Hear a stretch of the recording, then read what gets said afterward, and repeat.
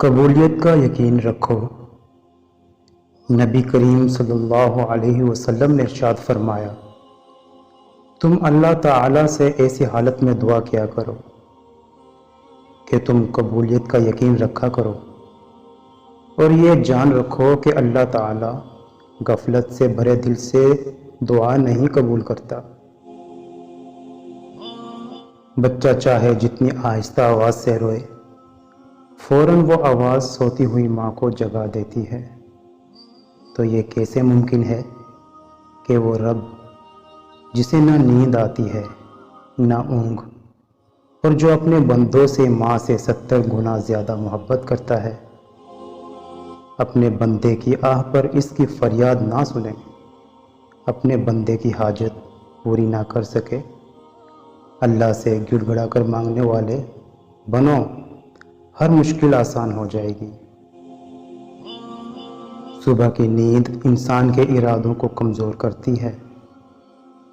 منزلوں کو حاصل کرنے والے کبھی دیر تک سویا نہیں کرتے۔ اپنے نقصان پر ہرگز غمزدہ نہ ہوا کریں،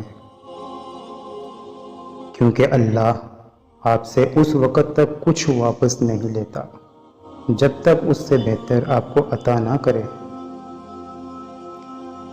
اگر انسان اپنی انگلیوں کا استعمال اپنی ہی غلطیوں کو گننے کے لیے کرے تو دوسروں پر انگلی اٹھانے کا وقت ہی نہ ملے۔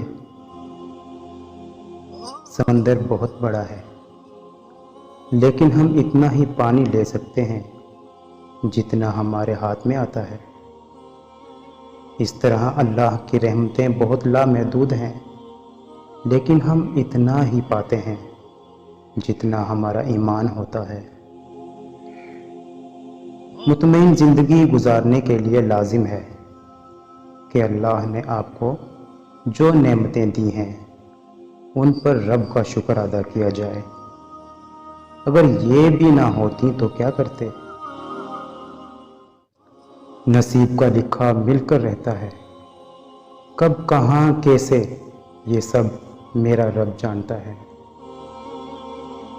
خوبصورت بات، اللہ سے مانگو، بے حساب مانگو اور بلا جھجک مانگو، کیونکہ وہی ایک ذات ہے جو واپسی کا تقاضا نہیں کرتی۔ سبحان اللہ۔ جو تعلیم عورت کے سر سے دوپٹہ اور مرد کے دل سے خوف خدا ختم کر دے، ایسی تعلیم سے ان پڑھ رہنا بہتر ہے۔ امید کبھی نہ چھوڑنا، کل کا دن آج سے بہتر ہوگا انشاءاللہ۔ صبر رکھو، ہر چیز آسان ہونے سے پہلے مشکل ہوتی ہے۔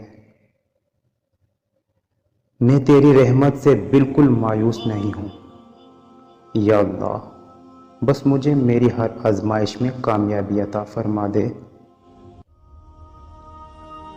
جو کسی کا برا نہیں چاہتے ان کے ساتھ کوئی برا نہیں کر سکتا، یہ میرے رب کا وعدہ ہے۔